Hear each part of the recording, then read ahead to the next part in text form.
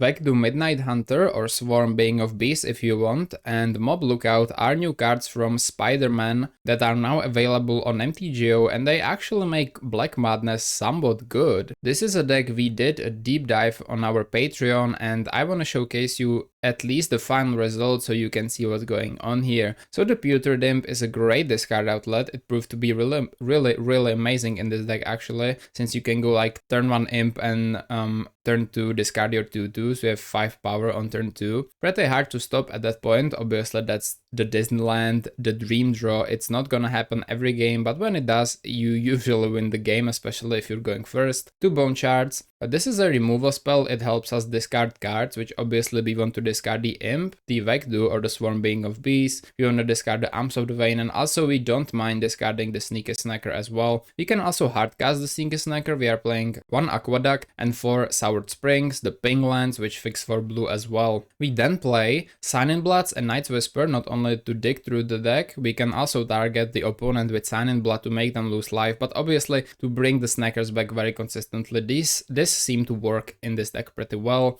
We are playing the Vampire's Kiss. It creates bloods, which are great in Madness, and it's a burn spell by itself. It stabilizes the life loss from those draw 2s we are playing. And Arms of the Vein, obviously. This is a piece in Mono Black Madness. It's a drain, it stabilizes a little bit as far as life total goes, and it's a burn spell too. The new card, Mob Lookout, seems really good. It's very similar to Raffine's Informant. We want to be discarding all the Madness stuff. We can even put a counter on something else. For example, if we have an Imp already in play, we can use the counter on that so that it can attack. It's a 3/3. We deal more damage, you know the drill. And then the Snackers, we usually want them in the grave, but we don't mind hardcasting them, which I think is a big advantage of this deck. You are not stuck with Snackers in your hand if you don't find a way to get them into your graveyard. Regarding the sideboard, we are running 3 Duress. You could run Divest if you're afraid of big reach creatures like Writing Chrysalis or things that fly. For example, we really don't like things like the Core Skyfisher, the 2/3 with flying. It blocks pretty well the 2/2s, right? 2 of the Confessions, great again mono blue tempo and great against Boggles and mono white heroic. 2 Fairy Maca and 2 Nihilist Spell Bombs, obviously very important against Dredges and Spies. 2 Arms of Hadar against Fairies and Elves. 2 Dark Witherings for the same reason. This is a removal that synergizes really well with this deck against Fisher, Glinhawks, Writing Chrysalises and so on. It's an instant as well. The other removals we play are sorceries, including the Soul Reap, which is a burn spell and removal in 1 card. I found this card to be exceptionally useful, especially in a very aggressive deck like this. And then the Cram Session. We are not playing Lessons, we are just playing it to gain 4 life and activate the alternative mode, which is discard a card to draw a card. Obviously this helps with the Madness quite a bit, and you are sideboarding this in just against burn usually. So with that being said, let's see how Black Madness works after the new Spider-Man cards. And if YouTube is not enough for you and you are looking for some more spicy lists or Pauper guides or working with me personally, there is now a Patreon for that, link below, and let's jump right to the games. Okay, we go against Norin the Scary. What's really scary about it is they are actually playing 6-1 cards in their deck. I wonder what that means, but this is a keep, I think. It's a little bit slow. Obviously, each hand that doesn't have the Putrid Imp will be a little bit slower, but you also are able to go a little bit later to the game because of the Sneaky Snackers. You have a lot of ways to draw cards. You have 3 lands, which is okay. I think it's ideal. You know, you usually want to keep like 2 lands. You don't want to keep 1-landers at all. That's why we are playing 19 in the first place. And we are really relying on the Bloods from Vampire's Kiss to do their job here. Okay, it's probably Spy,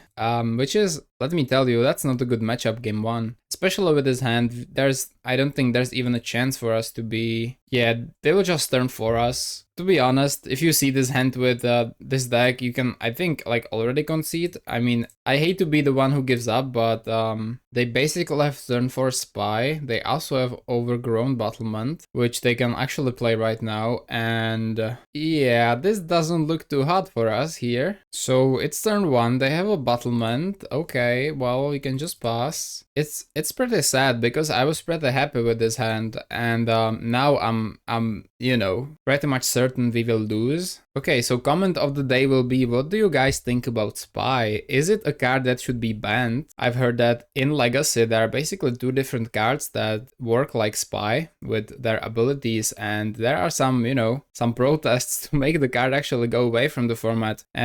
So what do you think? Should that be true in Pauper? Because obviously my opinion is that game 1, it's like near impossible to win against it with most decks, unless you are willing to like main deck Graveyard Hate, which is weird because if you don't run against decks that run, you know, the synergies with Graveyard, that's usually a dead card. They go Fiend, alright then. So they're Wildling, which is 4 lands. They already have, you know, the Swamp out, and they can just turn for Spy and we probably just lose, right? They could also turn 3 Spy with the Battlement and it's pretty much GG, I would say. Okay, find a Putrid Imp, which is great, don't get me wrong. It's a discard outlet. They've taken away the Night's Whisper. Okay, I see you. So I guess we will just Putrid Imp, you know, and this is turn 2 and they're like kind of winning already, so we will Putrid Imp. We'll discard the Kitchen Imp, I believe. Just play it and start attacking. I think that's the play here. The Vampire's Kiss would be also really good because we can discard the Snacker with one, then like the land with the other, and then we draw 2 cards and bring the Snacker back, which would be awesome if this wasn't a combo deck which just kind of destroys us. So we have 2 Fairy Macas and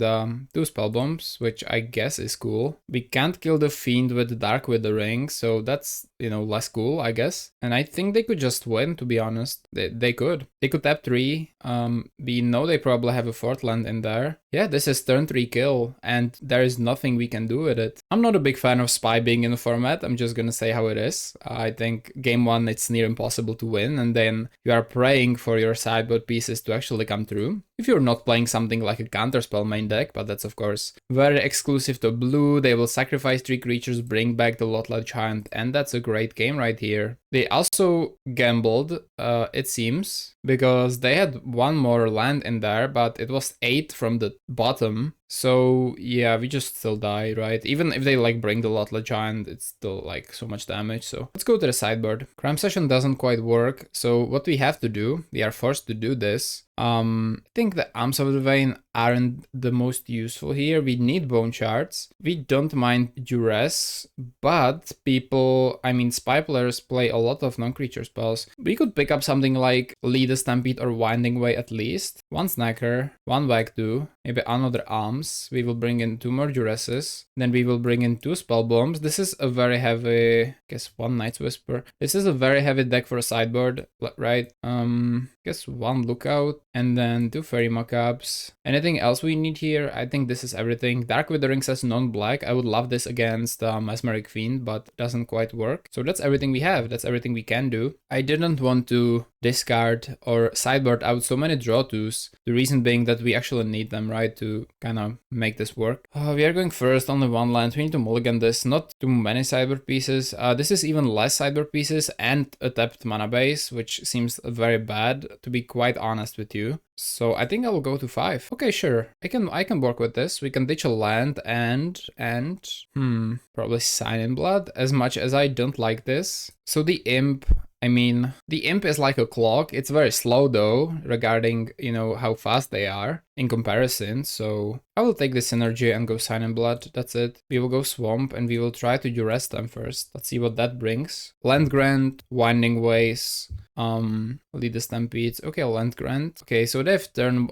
this is, okay, they have the same hand as they had before, which is like, they have actually the 1 Swamp. I think they are playing 3 forests, 1 swamp. So they drew the Swamp and they have ways to get forests. Turn 2 Battlement. This is the same game as before, basically. So if we don't find the sideboard pieces, we just lose, I believe. From these 2 cards, if I had to pick one, I mean, Lotus Petal slows them down, so they don't have turn 1 Battlement. So I will take out the Lotus Petal, I believe. The hand was pretty perfect though, I will say that. Now we will Kiss, and if we somehow survive, we can Fairy Maca. Obviously they have to be careful about Fairy Macaw in hand, so I think they will Mesmeric Fiend first. We see the Land Grant. They found the Mast Bundle. Oh, they had it before. Okay, had no idea about that. So Land Grant is gone, and Forest is here. So Swamp is not here, and something else is not here. Oh, the Battle is not here, and now the End is not here. Okay, we will keep track. So they have second Forest now, yes. They can play Battlement on 2. They have a Vandal, so it's not ideal. I mean, Pewter Imp plus Kitchen Imp starts pushing them, but we need to find sideboard pieces first, so we will Vampire's Kiss. It also sets us up with lands for next turn, which is quite important in my opinion, because obviously the blood tokens are basically cantrips, or at least we can use them to find the Fairy Macaws. We go for the Battlement, sure. Snacker, okay, that's fine. We'll blood token away the Kitchen Imp. Bone Shards, okay. I mean, I guess, you know, it's fine. Not Fairy Macaw, but we'll attack for 2. It's not land as well, which, you know, it's not the best. They go lead a Stampede, which we didn't snipe at the duress, so they'll find more stuff. We know they have the Vandal. Oh, but they have a Fiend now. Okay, so I think that's a loss, because, well, we don't have the Fairy Macaw in hand. If we found a Spell Bomb, they will Mast Vandal it away. If we find a Fairy Macaw, they will Mesmeric Fiend it away. So, yes, we can Bone Shards it later, but it's just, yeah, it's. I feel like this is impossible. Sure, let me discard a Snacker, hoping for a land a little bit here. Find it, great. So I guess we will attack for 2. We can destroy the Battlement, which, I mean, it's fine, but they will just take it away and then we don't have much to do. And I think we just lost, maybe even this turn. Yeah, definitely. We'll go for the Kiss. I mean, we are chipping them down pretty well, I would say, but more than ever, life total doesn't matter here at all. They go Vine, which is 3 mana. If they, yeah, I think they could kill us, right? If they play an untapped land, and they add 2 little Battlement, that's 4 and that's Spy, and that's good game. Maybe they could be afraid of Fairy Macaw, though. Depends if they are. Maybe they aren't and they're just slamming Spy and winning. Looks like that's the play. Yes. So, Spy, we concede. We go to the next game. I mean, you've seen it yourself. Not much we could do there. Pretty OP deck in my opinion, but let's jump into another game. So now we are in a second game, and this is a hand that, since we are going second, we could try and keep, but we are very reliant on drawing another land. And the question is if we should try it, and I think we will. We will try it. We have basically 2 turns to draw land. Okay, they go Furnace. Hopefully no Tomb Raider. It's exactly that. Okay. So since they went first, this is gonna be funny. We find a land, which is good, but now we have to mob Lookout, I think. We will use it on itself. They already have another Furnace, which could mean Metalcraft. They have the best opening hand in the history of Mono Red, because they have Tomb Raiders. The only better one would be if they had another one, right? Okay, I guess we can go on the mob Lookout. They have Epic here. Okay, sure. Find a Sneaker Snacker. Not bad, I guess. We can mob Lookout. We will pay 2. We will discard the Snacker, discard the Snacker, and then we will say go. They have a Galvanic Blast with 3 artifacts. Looks like good game for the most part, actually. Yeah, this is a start again, I mean, it's similar as with the Spy. It's a strong deck combined with a perfect opening hand. You can do much, I feel. Yeah, just let's go to game 2. And you know we keep it very transparent, so if we don't win a single game, and by the way, we did win a lot of games with this deck. We even won against decks like Esper Affinity. But now let's focus on the sideboard. So I think Duress is quite nice. Soul Reap is decent. Dark Withering is okay. I definitely want to get rid of some of the Night's Whispers. I don't think they have much place here. We'll run Arms of Hadars. We have actually quite a lot for him. We will go like that. We will go, I guess some of the Snackers could go away. We will play the Crime Sessions. I do think one Duress is quite powerful. Nihilist Spellbomb, I mean, it depends which version it is. If it is Rally, it's not good. If it is Moxite, it's good, but what you gonna do? Vekdu, I probably like 1 and then another Duress. And is this it? I do think that's it. We could go Dark Withering too, against like, you know, 1 Sign in Blood, bring in the Withering. I think that's fine. We can say go and jump into the second game. I would love to play first. I mean, you know, if you find a second land, it's fine. We probably won't, so let's mulligan. And we are in the same position again. It's like the same hand. I didn't even mulligan, I think, but yeah, we are keeping this. And in the worst case, I think we will just concede. I want to keep the Crime Session. There are even even less discard outlets though. Ooh, this is quite bad. Let's get rid of the snacker. Yeah, the first hand was better, but I'm just not going to 5 if they kept 7, you know, against mono red. It's just stupid. So we will try to do this. Do you have another Tomb Raider again? Oh, they had the same start as the first game, the perfect start. Okay. This video should be titled "A person who tries to play an off-meta deck is complaining for 30 minutes straight. Let's concede. We have no second land, no turn to play." I think this is a concede. Well, we will try one more turn. We will try one more turn for, you know, it's possible they have nothing crazy in their hand. And if we actually find a second land, we could be in the game. So I figure it's the same hand they had before, basically, right? No land. Good game. Maybe the third time is the charm now. So let's jump into another game. We will go first, it seems, which is, you know, great for once. Let me adjust this and okay. Well, this hand is not horrible. Obviously it's pretty weird, but we will keep. I think turn 1 imp into turn 2 Night's Whisper is not horrible. Or turn 2 Vampire's Kiss. It really depends what we draw here. So we will imp, and also if we find a kitchen imp, we can use that. They go for the Arbor Elf. Okay. So this is one of the games where we really need to find the removal spells. Soul Reap. I think Soul Reaping the Arbor Elf is not bad, but we will see. If they want to trade, we will accept. They probably won't though. I think we will Soul Reap the Arbor Elf. I think, oh, it's non-green. Oh, I forgot. Okay. Usually the fact that it's non-green doesn't really matter, but now it does. We will Night's Whisper then. Okay, Swamp is good. They have Wild Growth, and okay. It's like a 3-drop of some sorts. Yep, Jewel Thief. Well, it's still non-green, and the wording didn't change, so the Soul Reap may not be the ideal play, but that's okay. Well, we find more, of course. Sure.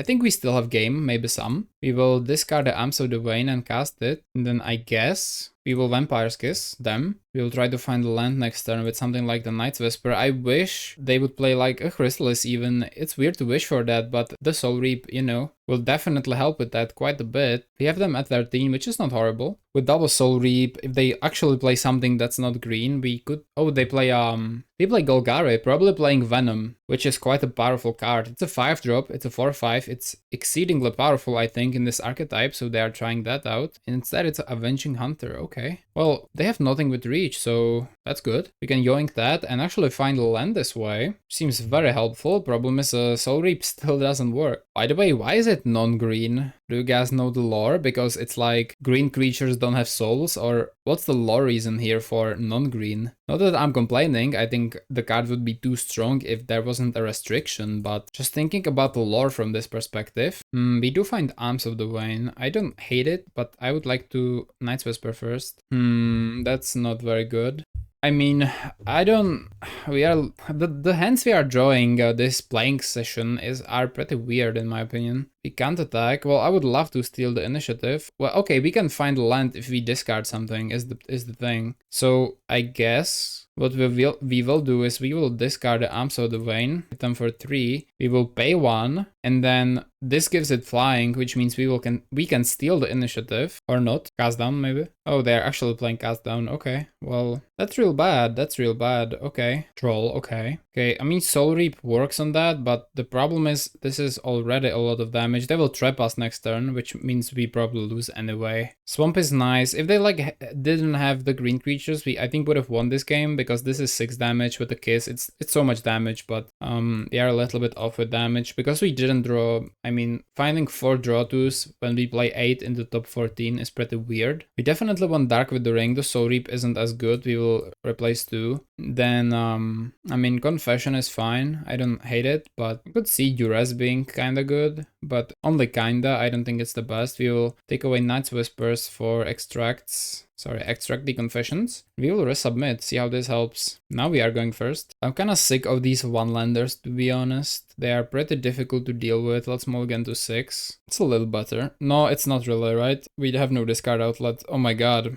I guess we can play the Snacker. Let's keep. I'm not... Okay, Soured Springs. Let's get rid of 1 Swamp. Let's play the Springs and say go. It's turn 2 Snacker, but I'm not going to 5. I mean, the math works out in this deck. You should be able to find a hand that has both Madness cards and ways to discard them. You should, but it doesn't seem like that's the case today for us. Find a Putrid Imp, which is, I will be honest, that is sweet. That's actually really good. Okay. So in that case, I think we are going all in. We will play the Putrid Imp and we will start discarding the Vectus and whatnot and just play them, because that's 3 damage next turn, and we can also discard Arms of the Vein and everything. Quite good, quite good. I think one of the better cards we could have drawn. They all Ley Line Weaver, Jesus. People are playing that. I don't think it's a good card, but it has reach, so in that sense, it's really good actually. We will discard the Vectu, cast the Vectu, find another Putrid Imp, sure. Let's attack for 2, no blocks, sure. Let's just cast the Sneaky Snacker this time, I think. Is this like a sideboard card, or are they main decking this? I think they are main decking this. 5 mana for an Avenging Hunter, okay. Which will untap it, which is crazy, okay. We still should be able to yoink the initiative, because we have 2 flyers. Maybe 3, but I think 2 is enough. Bone Shards, on the other hand, is awesome. So, sure, okay. Well, before we do anything, let's attack. Let's actually get the land. We will gladly pick up the swamp.